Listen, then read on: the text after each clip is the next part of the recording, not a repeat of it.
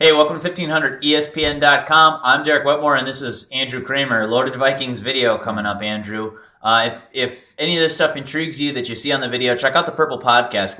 We'll talk about all of this in depth, too. We get a little bit more time there on the podcast. But on this video, we're going to talk about Adrian Peterson, how that decision from the NFL has shaped some of the things that the Vikings are now doing. Just within the past hour, it came out that the team has claimed running back Ben Tate and waived tight end Marquise Gray. So roster shuffle there. Vikings probably need some running back depth given Jerick McKinnon's and Matt Asiata's injuries, and also obviously the absence of Adrian Peterson.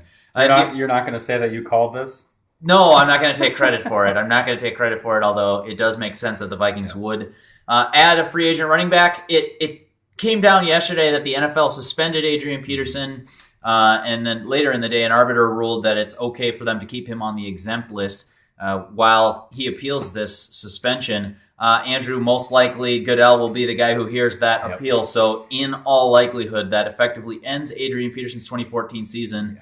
I'm most curious about this Ben Tate move. What do you think? Obviously Peterson, but what spurned this decision by the Vikings, and do you think it's a smart move to go add kind of a veteran free agent? Well, let's look past a little bit the Adrian Peterson thing, because really the running backs didn't have a great game on Sunday, and they're both injured now. Jerick McKinnon's battling a back injury that we think he hurt in the weight room, and then Matt Asiata got a concussion on Sunday. It's still Jerick McKinnon. I mean, he had the 123-yard run on a cutback, but he left a lot of yards out there. He was just running into the back of his lineman, not seeing the space. And so maybe that had to do with the fact that, hey, let's get another body in here. We know now that Adrian Peterson's not coming back, so surely that had an impact on this decision. But they had an extra tight end. They needed an extra running back. It was a pretty easy move. And getting Rudolph back obviously made Gray a little bit more expendable. You still have Chase Ford and Red Ellison. And I misspoke a second ago. He wasn't a free agent running back. Of course, they claimed him off waivers. But now the Vikings will take on Tate's contract and add some depth to the backfield. We also talked to some players today, Andrew. You spoke with Mike Zimmer actually earlier today about kind of the reaction to the Peterson news. What was Mike Zimmer's message? Yeah, Mike Zimmer basically was saying what he said all along, and that he supports Adrian Peterson. There's nothing really new on his part because they've been coaching without him for 9 weeks already. So really it's just kind of business as usual because, well, they've had to go on without their highest paid and best player for the whole season. So Mike Zimmer wasn't going to add much. He really reverted back to the statement that they had. So wasn't much new there. But I asked Teddy Bridgewater, hey, you see Aaron Rodgers over there with what he can do with guys like Eddie Lacy, an actual running game.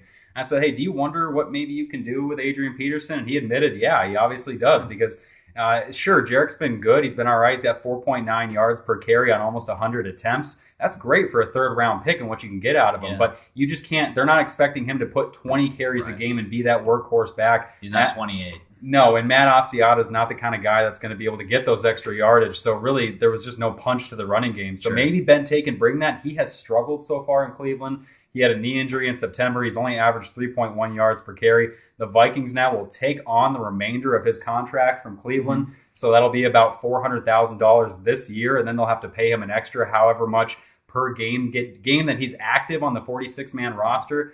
So however, his 2015 salary is not guaranteed, so they could cut him after this year and not owe him anything.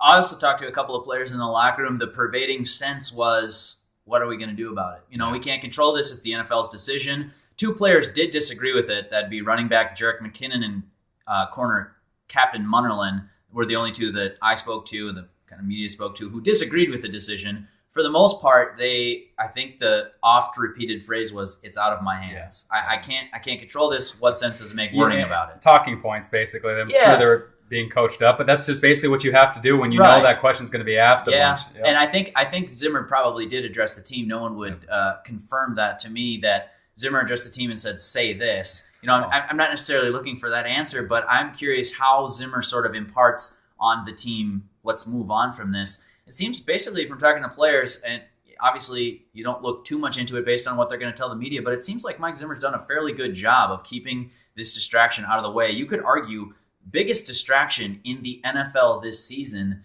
and the players have done a pretty good job of handling at least repeated questions about it. Yeah, think about it. The Ray Rice thing was mostly in the off season, so Baltimore didn't really have to worry about their 53-man roster week to week without one of their better players, and so they were able to go into the 2014 season at least knowing what they were going to do. Norv Turner and the Vikings have had to, again, we keep talking about it, they've had to just play as they go and figure out what they can do with their personnel. And on Sunday, they couldn't run the ball. So here comes Ben Tate. Here comes Ben Tate, and here comes Aaron Rodgers and the Packers, too. The Vikings have a big test this weekend at home. Obviously, their season kind of not going the way that the Vikings had hoped. This presents a big opportunity for Minnesota. They got embarrassed in Green Bay on Thursday night. We were out at that Lambeau game, Andrew, and it was over before halftime. We were talking a little bit before this video started, a big key to the game. I had assumed you were going to say stop Aaron Rodgers. You had something different. What do you think the biggest key to the Vikings' success would be this Well, it goes Sunday? into what we were just talking about, and really it is about stopping Aaron Rodgers, but that means keeping him on the sideline. Jay Cutler on Sunday was on the field for 39 minutes. You're not going to win a ball game when you have a defense that's struggling on third downs and they're on the field for 39 minutes. Part of that problem was the offense couldn't stay on the field. Obviously, they work hand in hand with the offense and defense. Both were terrible on third downs, but the offense had no running game. That means you weren't working the clock. That means Jay Cutler got that many more drives to try and score, and they only put up 3 touchdowns. Now, if you give Aaron Rodgers 39 minutes of the 60 minutes available, he's going to put up 50 points again like they've been doing the past 2 weeks. Counterpoint, he'd probably only play about 15 of those minutes. And that's just it. Yeah, you'd see Matt Flynn come in.